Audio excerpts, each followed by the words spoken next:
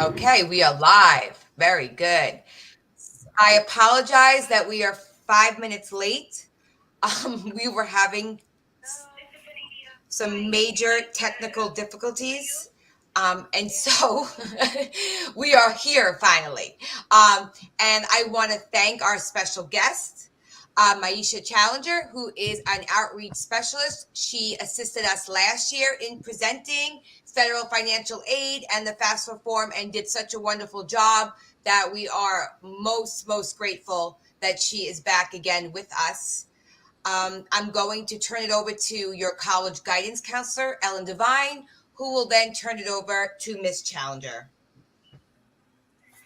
Okay, welcome, and I hope that you are all on tonight for this very important meeting. And remember that the FAFSA goes live October 1st, so this information is coming right in the nick of time for you to be well prepared to fill out that form seamlessly.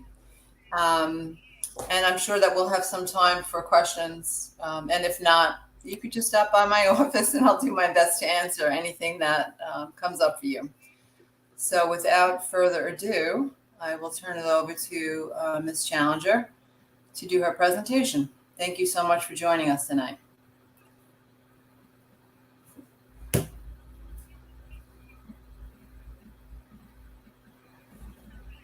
Ta-da, you're up.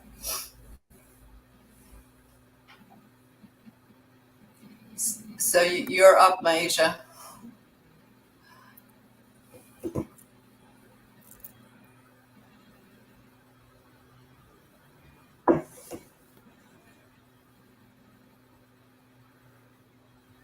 All right, it seems as if we're having continued difficulties here.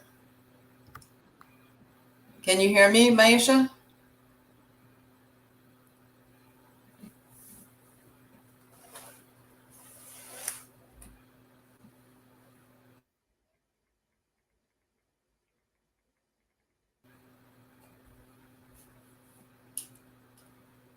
Maisha, can you hear me?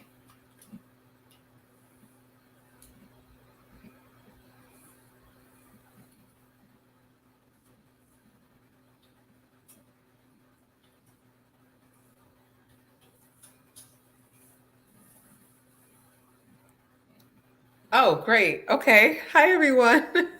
I wasn't sure what was going on. I knew someone was supposed to say something before me. So thank you, Ellen, for letting me know I can start. Good evening, everyone. I'm so glad you were able to join in with me this evening to talk about federal financial aid and the FAFSA form. As Alexis said, my name is Maisha Challenger. I am an awareness and outreach specialist with the U.S. Department of Education in the Office of Federal Student Aid. I also am local. I'm in Brooklyn, New York. So even though I am representing the department, I am actually living in East New York. So let's get started. Next slide.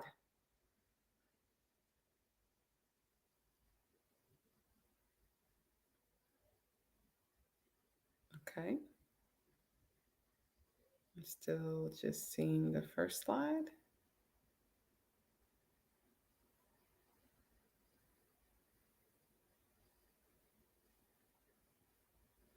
So while we are working on hopefully forwarding the slides while I talk, this presentation, there we go. This presentation, I was going to say we're going to talk about financial aid. We're going to specifically talk about federal financial aid, the FAFSA form.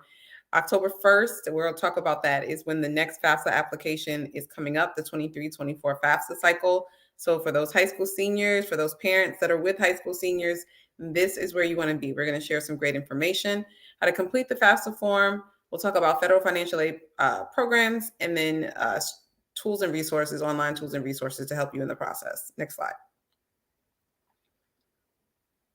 Next slide. So what is financial aid?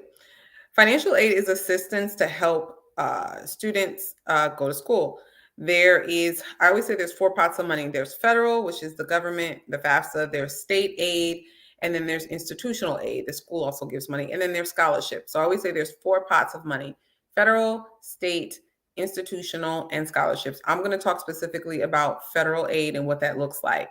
But it's really important to know that there's a lot of money out there. Again, when you are attending school. So if you have a rising senior, maybe there's some parents on or students on that are freshmen and sophomore. The FAFSA we'll talk about is what you fill out in your senior year. However, it's really also important to note that when we talk about scholarships, you can look for scholarships really at any time. Some of the scholarships are not necessarily just because you are a high school senior, but when it is time and you are a senior, federal, state, institutional, and scholarships are where you want to look for financial aid, which will help pay your college expenses. Next slide.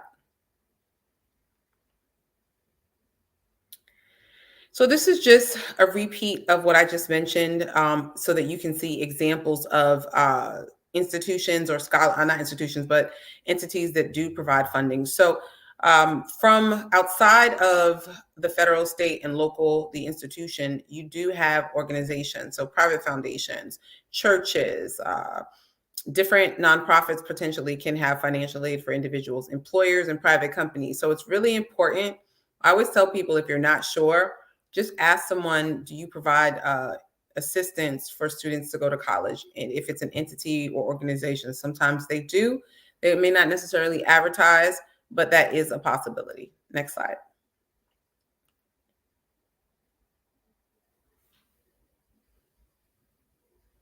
So here's the other thing that I want to talk about. When we're talking about schools, some people know exactly where they want to go, and they're like, I want to go to a four-year institution. But it's really important to share that financial aid is not just for a four-year institution. It can also be for a community college, a two-year school, a career school, a technical school, part-time classes, and online classes. So a lot of people, that's kind of a myth. People think financial aid is just for going to a four-year school. That's absolutely not the case. You need to just weigh your options. Some people may want to start at community college and then go to a four-year school, but you can choose what works best for you. And I just wanted to share with you all that there are various different types of education where financial aid can be used. Next slide. So here are some quick myths about financial aid. The form is too hard to fill out. We're going to talk about the form, the FAFSA form.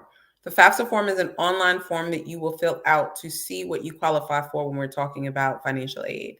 But that's a myth. The form is much easier than ever to fill out. I'm sure some of you may have filled it out already and you have another child going to school, but it's a lot easier than it was a few years ago.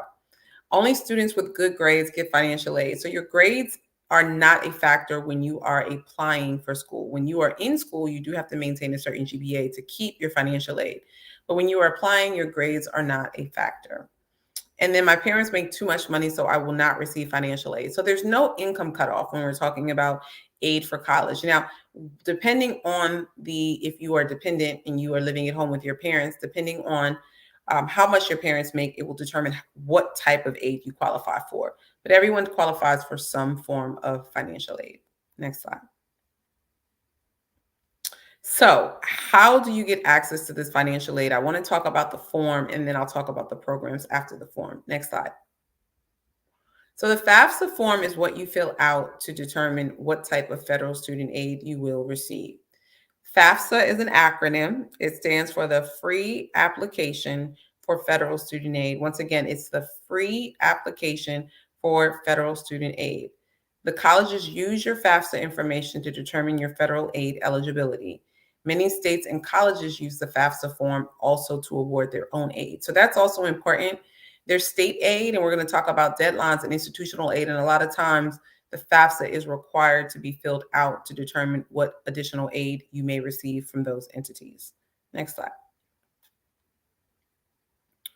So as of right now, the 22-23 FAFSA form is available. So this form was available for individuals who were rising seniors last year, and then we're going into the school year. So these were rising seniors. So these individuals were going to school or in school now.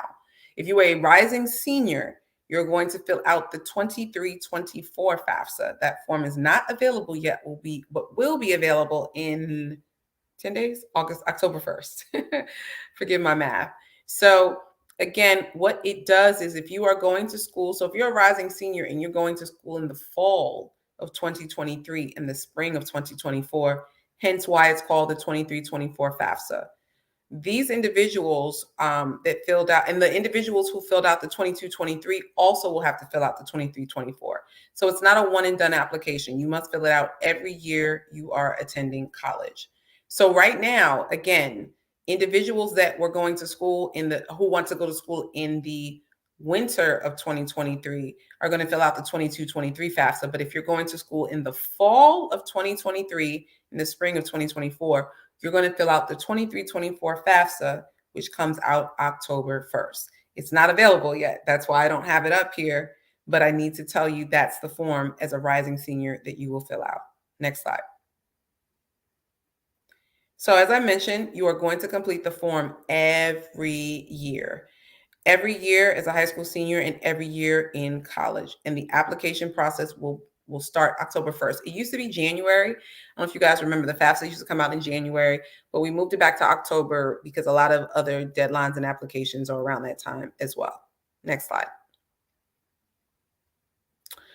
So deadlines are really critical, and it's really important to distinguish between deadlines. Every type of aid has different deadlines. So the college, when you apply, has a deadline. There are also state deadlines to fill out the FAFSA. So there's a priority deadline, which basically means in order to apply for state aid, you have to fill the form out by a certain date.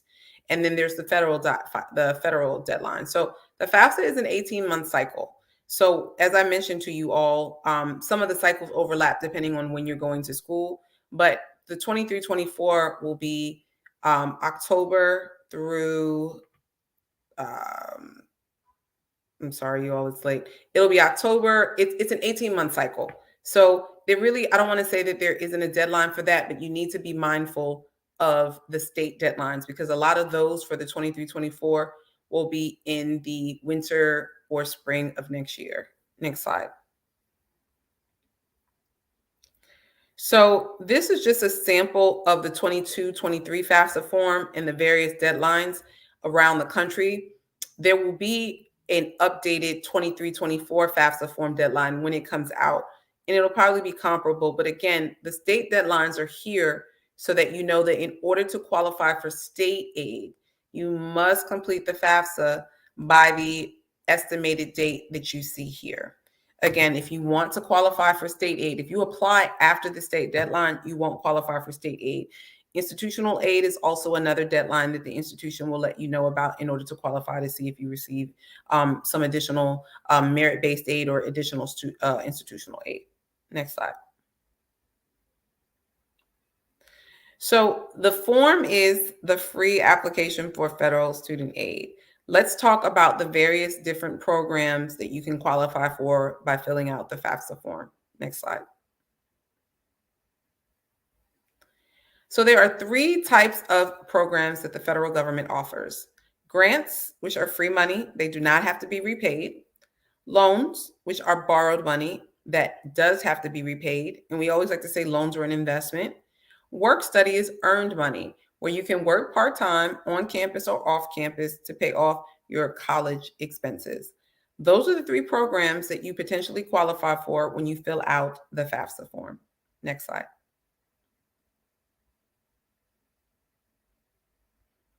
So let's talk about loans. And loans have been in the news a lot when we've heard about loan forgiveness based on federal loans. Loans are a form of financial aid, but they do have to be repaid. When you are going to school, there are various types of loans that you can qualify for. Subsidized and unsubsidized loans. Subsidized loans are available to individuals who have a financial need. The subsidized loans are based on need, where unsubsidized loans, I always say the U stands for you're responsible for paying the interest. When we talk about loans, there are interest. There are interest rates and there's interest that accrues on the loans. So again, subsidized is when the government pays the interest on the loan. It's based on need. And unsubsidized is where you're responsible for paying the interest on the loan. So if you were me or you were having someone attend school, would you want sub or unsub? A lot of people say they want sub because the government is paying the interest rate. But the reality is that most people qualify for both depending on what year. And the amount that they qualify for is also contingent on the year they are in school. The unsubsidized loan is based on the cost of attendance. We'll talk about what that is. And then the plus loan is where the parent can take out a loan on behalf of the student. The parent is responsible for the loan, and it is based on credit. These are the type of loans that you possibly qualify for when you fill out the FAFSA form. Next slide. So remember I talked about interest rates. These are the current interest rates for the 22-23 FAFSA, and these interest rates are in effect through July 1st, 2023. Will these change? Probably. They change every year. Congress sets the interest rates. So remember I mentioned sub and unsub. For undergrad it's 4.99%, and they've gone up a little bit. They've gone down. You've seen them throughout the years change. For unsub, graduate or professional, is 6.54, and then direct plus for parents and grad is 7.54. Okay, so it's just important to know that whether you're a child or a parent attending school, this will be the interest rate on the loan should you choose to take out a loan. Next slide, and they will change. So completing the FAFSA form. We've talked about the programs, we've talked about grants, we've talked about loans, we've talked about work study. How do you complete this form? Next slide.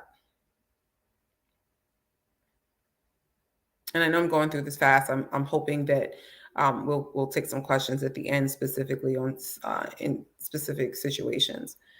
So what you need to complete the form. So the FAFSA form asks for some basic information, but it's really important to note that in order to sign the form, there's something called an FSA ID. It's a username and password. Both the parent and the student need a separate, unique FSA ID. And you cannot use the same username and password. That is what you are going to use to sign the form. So if you're a dependent student and you have a parent filling out the form with you, you need the parent to sign with their FSA ID, and you, the student, are going to also sign with your FSA ID. We have a website to get to for your FSA ID. You can create one before the form, or you can create one right when you start. There is also a Social Security verification just to confirm that you are who you are. That verification is something that when you check in your profile and it's verified, and then you're good to go. You don't have to wait for the verification if you're a first-time FAFSA filer, and then you can just go in, use your username and password right away to complete your form. Next slide. So I mentioned the FAFSA form will ask for, we talked about the signature FSA ID, but the form itself will ask for a name, address, Social Security number. The biggest thing that it will ask for is tax information from both the student and the parent. For you parents out there, your tax information will be important. There's something called the IRS data retrieval tool. And what that does is it will extract information from your taxes directly into the FAFSA form. It's amazing. We started this DRT tool a few years ago. And you can also manually type in the information as well. You don't have to use the tool, but a lot of colleges like that because they know it's authentic. If you do manually put it in, we provide you information of where you can find the information we need for the form. So if we need your adjusted gross income, we'll tell you which line to go to. If we need your income tax amount, we'll tell you which line to go to. We provide some really great direction for you when you're filling out the form, or you can use the IRS data retrieval tool. Most people can use the tool. Some people are unable to, depending on how they file, but it is a really great tool. It's not mandatory, but again, we encourage people to use it if they can. Next slide. So where do you complete the FAFSA form? We have given individuals a couple of different places to complete the form. I mentioned that it is an online form. So you can go to studentaid.gov, which has been integrated into FAFSA.gov. So a lot of people remember FAFSA.gov, but if you go to studentaid.gov, at the very top, I give you a screenshot. It tells you where you can go to start your FAFSA form. Now, we also have allowed a mobile responsive space where if you are on your phone, you literally can type in studentaid.gov or type in FAFSA.gov, and you are able to fill out your FAFSA on your phone just like you would on your desktop. Now, I did want to share with you all that we actually had a My Student Aid mobile app for a few years. We have retired the mobile app, unfortunately. So now you aren't able to use the mobile app. The mobile app would allow you to fill out the FAFSA. You could look up some of your loan information. It would give you a checklist. There were a lot of great, not ideas, but there were a lot of great nuances with the app. But the app is now retired. But don't worry, you can still use your phone just like you would on your desktop. And if you stopped on your desktop and then wanted to start on your phone and vice versa in the application, you can do that. Next slide. So we're going to skip this because the mobile application is no longer there. I'll make sure to take that out. So who should complete the FAFSA form? Next slide. So eligibility for financial aid is determined by what you provide on the application. Here's some information that will help. So you need to, in order to apply, have a high school diploma, GED, or homeschooling. You must be a U.S. citizen or eligible non-citizen. I'm going to go back to that. Be enrolled or accepted or pursuing a degree, certificate, or credential. Some people apply for financial aid and they have no intention of going to school. You have to be pursuing a degree. And then it's best to fill a form out as early as possible. So some financial aid is guaranteed. Some financial aid is first come, first serve. So it's really important to remember that. Earlier, I talked about grants. Grants don't have to be repaid. There's something called a Pell Grant. That's for individuals that have the most need. There's something called an EFC. We'll talk about that. That's an index number that determines how much aid you'll get. So most people that have an EFC of 0 may be Pell eligible. There's something called FSA, Federal Supplemental Educational Opportunity Grant. That's also need-based. There are some grants like subsidized and unsubsidized loans, or mainly unsubsidized loans, are not need-based. So there's a variety of different information or loans that are out there that individuals can qualify for. Some are first come, first serve. Work study is also based on need. And on the FAFSA form, there's a question that says, do you want to be considered for work study? We like to tell people always put yes. The thing is with work study is it's a pot of money. And once it's been dispersed, it is first come, first serve. So even though you want to be considered for work study, when you apply, which is why we say, apply early, once that pot is dispersed, there isn't additional funds for work study. And then you have to try to apply again next year. Okay. U.S. citizen or an eligible non-citizen. So for right now, the law requires you to be a U.S. citizen or an eligible non-citizen. An eligible non-citizen can be someone here in the country on a particular type of visa. What does not qualify are undocumented students. So undocumented students and DACA students do not qualify for federal financial aid. However, there are a lot of programs in place at various schools around the country that provide institutional aid to students who may be DACA or undocumented students, or in-state aid. You would have to check with the respective school the student wants to attend to see what aid is available to them. Next slide. So this is, again, just a reiteration of what I just shared with you. You must be a U.S. citizen or eligible non-citizen, have a valid Social Security number, be enrolled, be a student with high school diploma, GED, or homeschooling. And then this is critical. So when you filled out the FAFSA form, for males, you had to be registered with the Selective Service. And in this instance, we have actually removed that question for the 23-24 FAFSA. So you no longer have to ask that question, and it is no longer a factor when applying. You will not get that question anymore. You will just continue into the application. And that question will be removed starting for the new 23-24 FAFSA on October 1st. Next slide. And here's another eligibility update, and this was for the 22-23. Drug convictions and selective service registration will no longer affect a student's EFC. So as I mentioned, the Secret Service question, not Secret Service, the selective service question will be removed. And drug convictions. So drug convictions used to impact your EFC. They would ask questions about if you received financial aid during a conviction. And so again, these will no longer impact your EFC. As I mentioned, that is an index number based on what you've put on the form that determines your eligibility by the school. Next slide.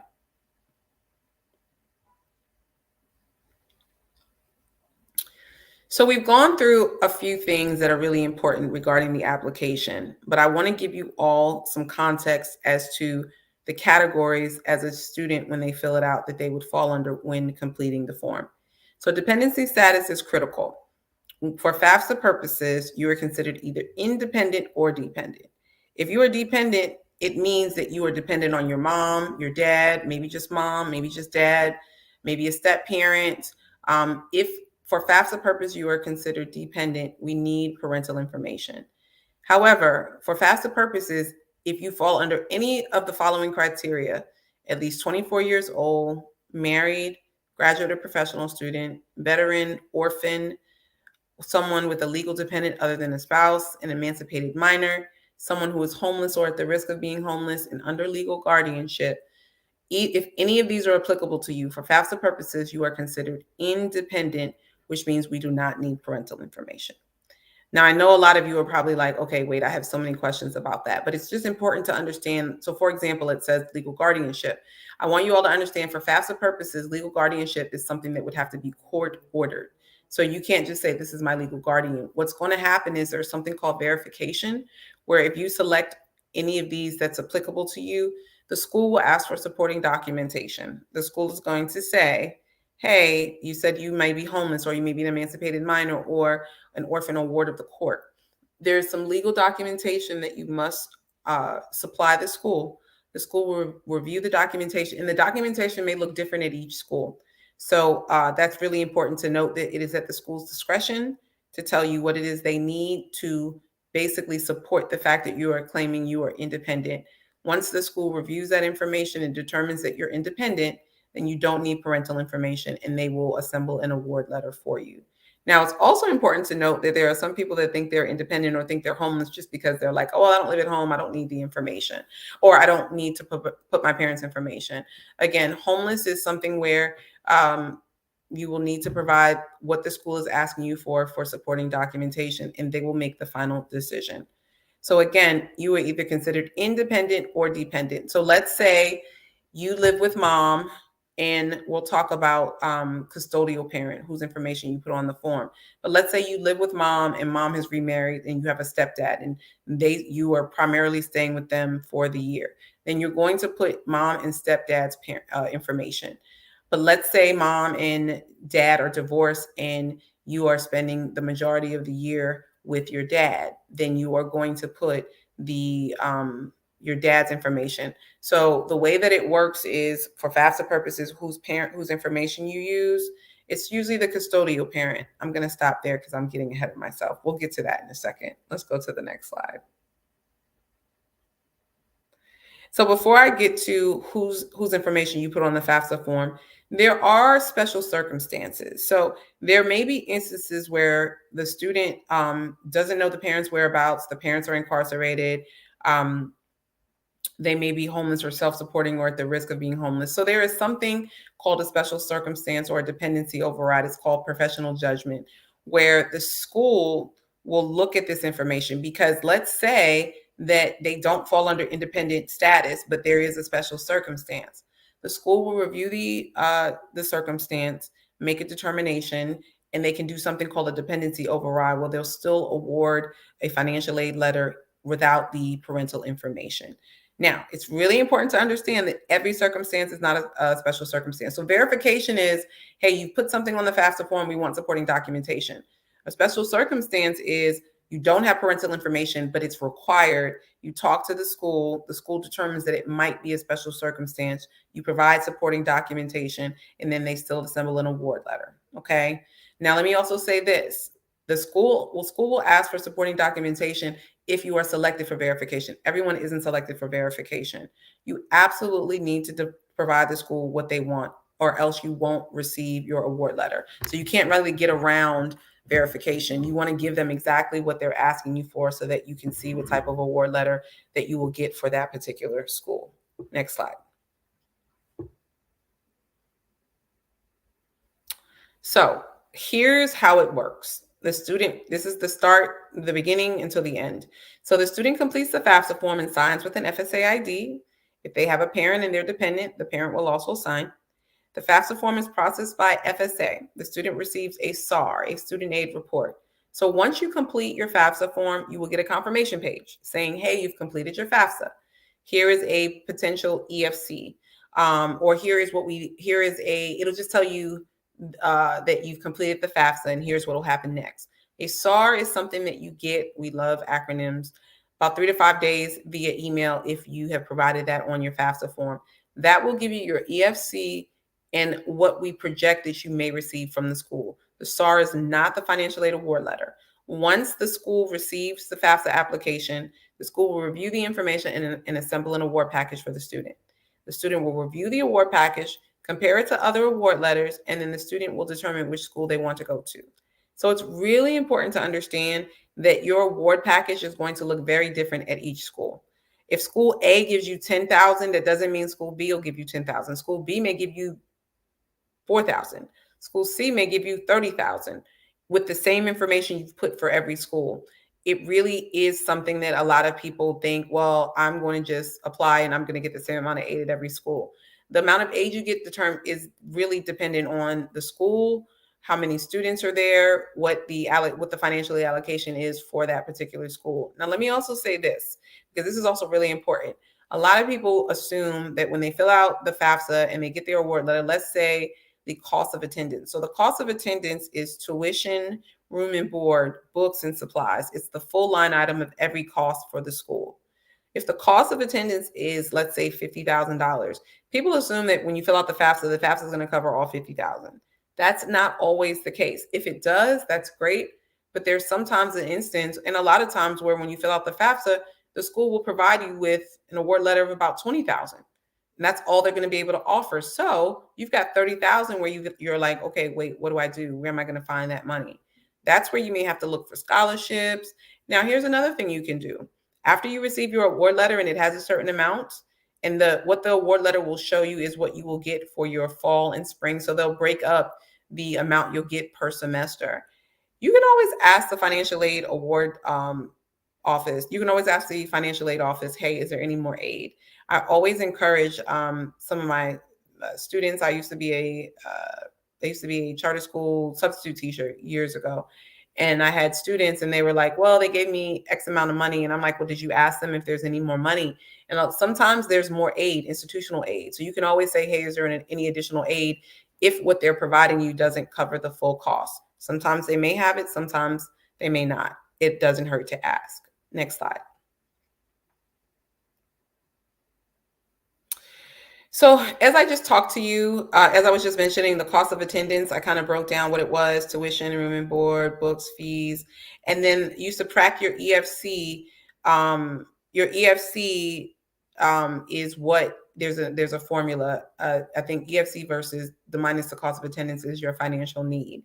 So there are times there's something called an over award, where let's say you only need 20,000 and the school will give you 30,000.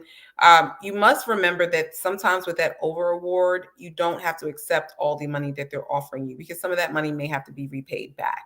So only accept what you need. I also say when it comes to loans, a lot of people are like, they don't want to take out loans. I wish the cost of attendance and the cost for school was decreasing, but it is increasing. So I always feel like loans are an investment. Only take out what you need, but they will have to be repaid at some point. Next slide. And then when will you receive your financial aid? So that's another question I did not bring up. And I don't know if some of you are like, oh my gosh, so if I fill out the FAFSA, so the FAFSA comes out October 1st. People are like, when will I receive my award letter? Well, let's say you actually fill the FAFSA out on October 1st. The FAFSA form is sent to the school. The school assembles an award letter, and then it sends it back to you. Every school is different. Some schools may take a month. Some schools may take 2 months. What I would suggest is if you have provided an email address, usually a lot of times the school will direct you to their website. They have a portal where you can look for the aid. If you don't see anything in 2 to 3 weeks, I would follow up with the financial aid office and call them and say, hey, look, I haven't received my financial aid award letter. But it is very different and it varies. So it is up to you all, both the parent and the student, to follow up, because they are assembling award packages for existing students and incoming students. So you kind of have to do your due diligence if you haven't seen it in a week or two, and just follow up with them. Okay, next slide. Okay, so here's where I wanted to get back to who is my parent when I fill out the FAFSA form. So when we are talking about the parent, and this is really critical, parent versus legal guardian. So remember I mentioned earlier that being a legal guardian for FAFSA purposes actually makes you independent. A legal guardian is someone who is court ordered to provide for you.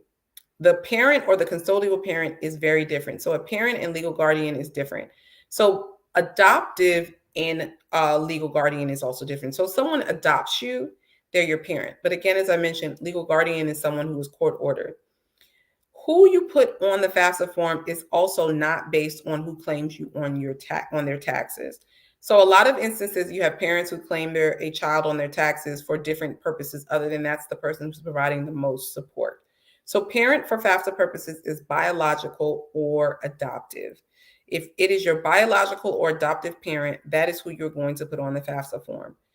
Legal guardian, for definition purposes, is someone other than your parent or step parent determined by a court in your state to provide for you. So when you are filling out the FAFSA form, and this is an org chart, it's in small print, but when you all get the slides, and I can send that to Alexis maybe in PDF version, you can see we have infographics that says if you're living with mom and step parent, who provides the most support. The way that you want to think about it is if you are living with your mom and you've lived with her at the time you're filling out the FAFSA, and that's the person who is providing the most support. It's the custodial parent. It's who you live with the most during the year. But let's say your parents are divorced and separated and you split time.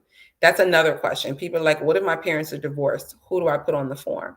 If your parents are divorced, it's the parent who's provided the most support to you. So let's say in an instance, your parents are divorced or separated and you spend you spend 7 out of the 12 months with your mom. You're going to put mom at the time you're filling out the form.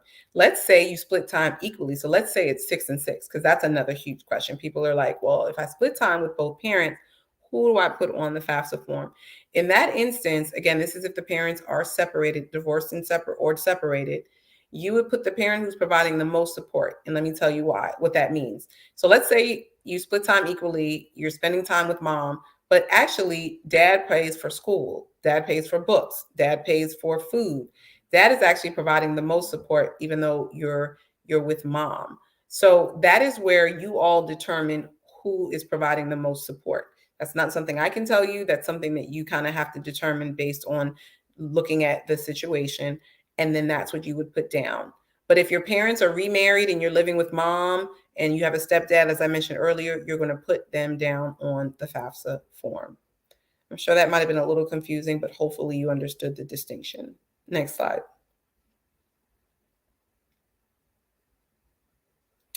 And then this is just a really cool org chart to kind of show you how to go through the steps as a student and parent together. This is definitely not something that just the parents should be filling out. I think the students and parents should do it collectively because there's information needed from both in order to complete the form. So you're going to go to FAFSA.gov, complete it with the FSA ID. You see the steps, step 1, step 2, what the parent can do. The other really great thing about the FAFSA that we've updated is when you create your FSA ID, let's say you, the student, want to complete your part, but your mom may be at work or dad. What you can do is when you enter the FAFSA form, you can fill out the information based on who you are. So what we did was a long time ago, people would confuse the student information with the parent information. They weren't sure what section they were in. Well, now when you go on the FAFSA, it asks you, are you the student or the parent? So if you say you're the parent, it's only going to ask you questions applicable to the parent. If you say you're the student, it's only going to ask you questions that are applicable to the student. And what you can do is if you haven't completed it, like let's say you don't have all the information you need, you can absolutely save the application, stop, and then once you have the information, go back in. So don't worry. A lot of people are like, what if I don't have all of the information at one time? That's okay. Just make sure you save the information and then go back in when you have what you need. Next slide.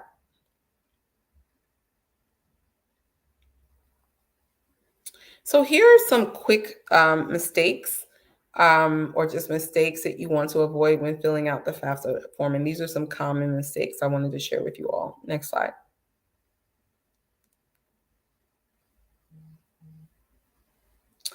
So our official website. So a long time ago in a land far, far away, people would go to FAFSA.org, FAFSA.com. It's FAFSA.gov. The application is free, okay? You should not be paying anyone. You have amazing counselors in your school, like Alexis and other individuals who are helping.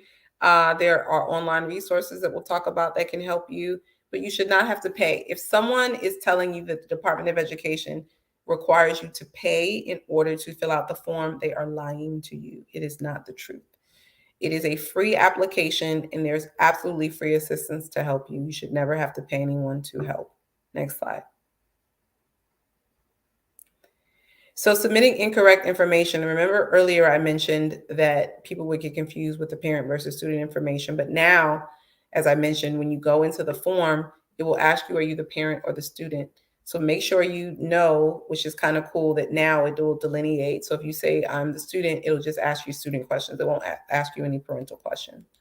And then at the very end, this is something that comes up a lot. The FSA ID is not matching. So remember, I mentioned you have to sign with your FSA ID. And there are a lot of times that people will get to the end of the form, they'll put in their FSA ID and it'll say there's an error or something is not right. So usually what happens is we like to tell people that there has to be a match of information. So don't use nicknames. So if your name is Melissa, don't put Missy in your FSA ID. We like to say whatever's on your social security card, put that in for your FSA ID. A lot of times what will happen is someone has incorrect information down for their username ID for their profile. So I've been to schools and helped individuals fill out the FAFSA, and I was with a family and we were trying to figure it out for over an hour. And the student was like, I filled out I created my FSA ID. I don't know what's the problem. And when we went back into her profile for her social security number, instead of a 3 at the end, she had a 4. So that's that social security match. That's where those things have to be identical in order to complete the FAFSA form. So if you get an error message at the end with the FSA ID, you can go into your FSA ID, you can go to the FSA ID page, go into your profile, and just make sure all your identifiers are correct. And that should rectify the problem. Next slide.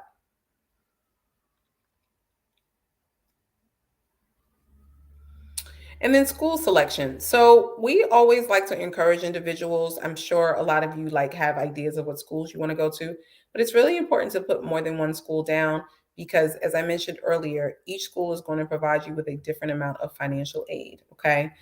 The other thing is colleges can't see. That was another myth that people were like, well, it wasn't a myth, but if you put, let's say Georgetown, NYU, they could see the schools. That's not the case. And then you can put up to at least 10 schools at a time on the FAFSA. So if you have, as I mentioned, 3 or 4 or 5 schools, it doesn't hurt. Now, let's say you have an 11th or 12th school, no problem. All you would do is after you submitted the application with the 10, you would then go back in and replace one of the 10 with another, with a school, which would be the 11th or 12th. So whatever you replace with, that would count as a 12th or 13th or 14th. It won't erase the original information. Okay. But I really encourage you all to put down more than one school because, as I mentioned, each school is going to give a different amount of aid. So you want to weigh your options. Next slide.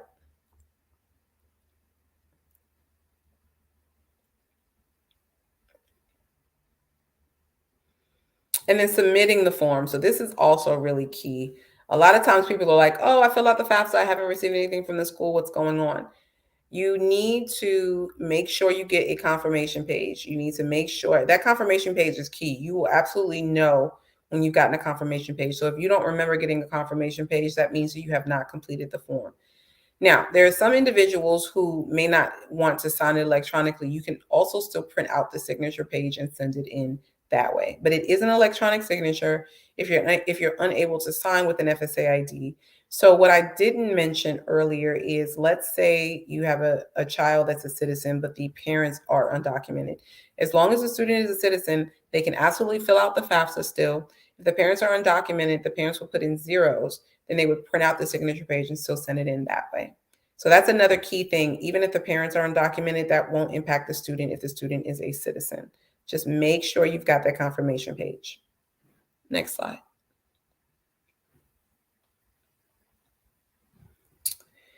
And then this is a interesting slide about guardianship. Remember earlier I was making the distinction. So here I want to kind of just read through this without confusing you all. So guardianship. So what if I don't live with my parents? It doesn't matter if you don't live with your parents, you still must report information about them. Other people are not your parents unless they've legally adopted you. We talked about that earlier. What if you're unable to provide parental information? You may be able to submit your FAFSA form without parental information despite being considered a dependent student due to special circumstances.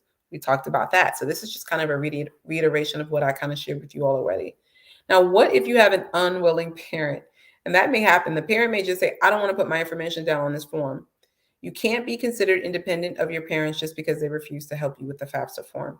You can submit your FAFSA form under special circumstances. You will not get an EFC, and you can only be considered for unsubsidized loans. So I neglected to mention to you all that let's say it's not a special circumstance and your parents are just like, I don't want to help. Unfortunately, you only qualify for unsubsidized loans, which means you're taken out of the pot of so much more additional funding that you need to help you pay for your college expenses. I would encourage you, and here's the thing, you can't make anybody fill out the form, but I would say that the FAFSA is what is used a lot of times to get any type of aid, whether it's state aid, institutional aid, and scholarships. So if you don't have it, then the FAFSA is kind of the avenue that will be needed to get access to money to help pay for college. And then I have a non-citizen parent. Your parent's citizenship status does not affect your eligibility for federal student aid. In fact, the FAFSA form doesn't even ask about your parent's status. And this is where we mentioned for the parents, you would put in zeros if you are a citizen for their social security number, and then you would be able to go through the form, print out the signature page, and then still send it in, and you will still be awarded. You'll still be sent an award letter. Next slide.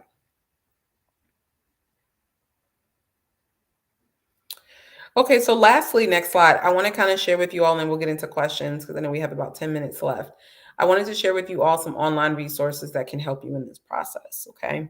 So we have a federal student aid estimator, and what this is, there was something called FAFSA forecaster where you could kind of guesstimate, put in information and see maybe what you would qualify for. We replaced that with something called a federal student aid estimator where you can estimate your aid. And this is really great. Again, it's just a tool to help you to begin estimating versus not knowing anything at all. It's a great tool to kind of just help you in the process. Next slide.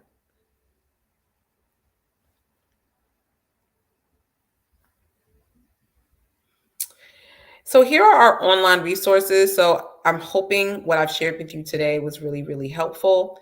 If you want to go online, we have several online resources for you to look at to help you in this process. We have a Facebook page, we have a LinkedIn page, we have an Instagram page, we have a YouTube page. Our YouTube channel has a lot of videos that are really great, like 1 to 2 minute videos on what is financial aid, what are loans, what happens after school. So that's a really great space. Instagram, we actually have a Instagram page, which is fairly new. We tweet, and a lot of questions people have, especially with the FAFSA coming out now, is going to be really, really critical. So these are some of our online resources. Next slide. The only thing that I neglected to add before we start taking questions is our main page, and I didn't put that on here as a screenshot, is studentaid.gov. It's just studentaid, one word, .gov. That is the website you absolutely will go to find out as a parent and student what this process looks like from beginning to end.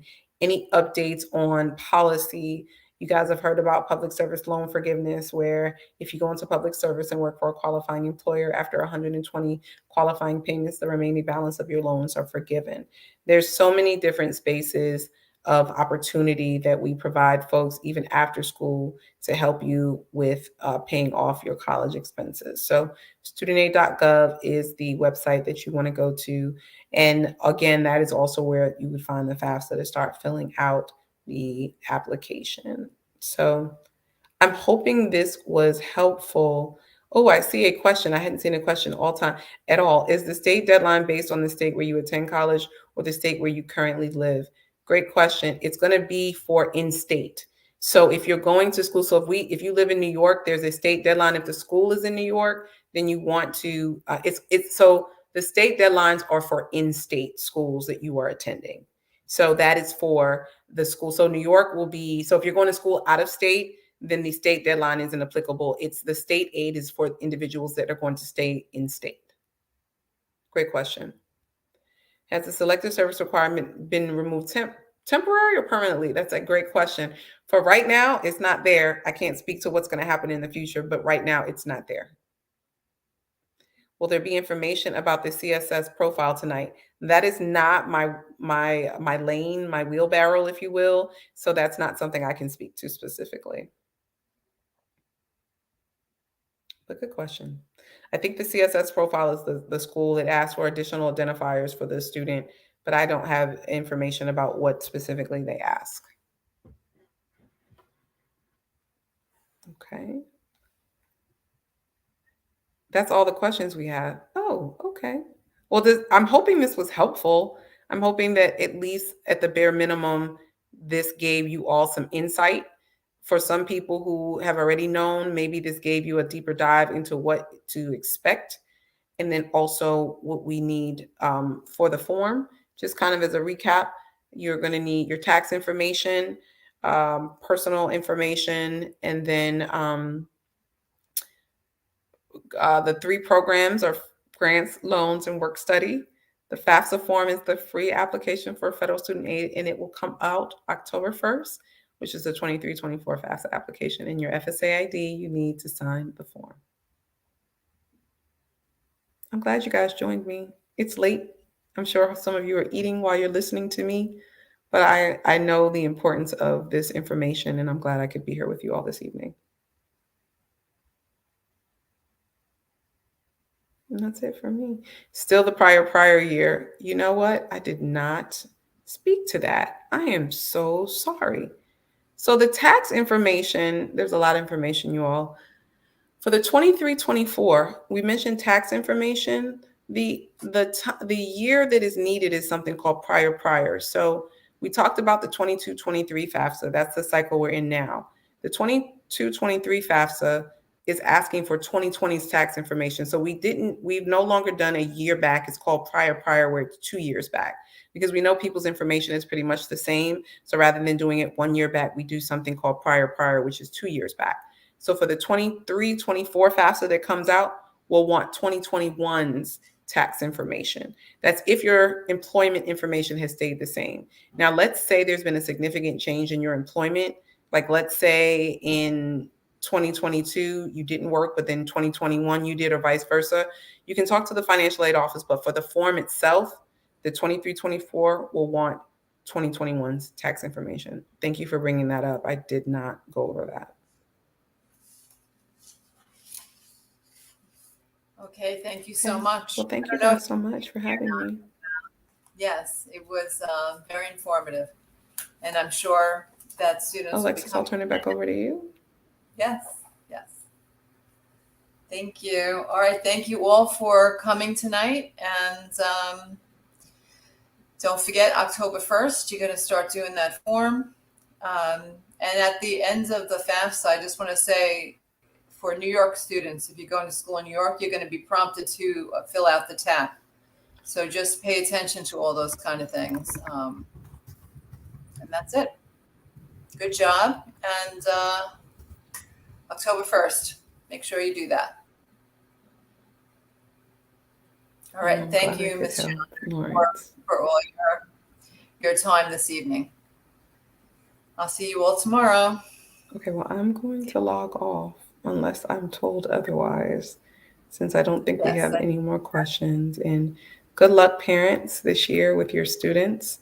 And I know that the students that are on shine bright. This is an exciting year, but please make sure you fill out the FAFSA as soon as possible. Okay? All right. Thank you. Okay.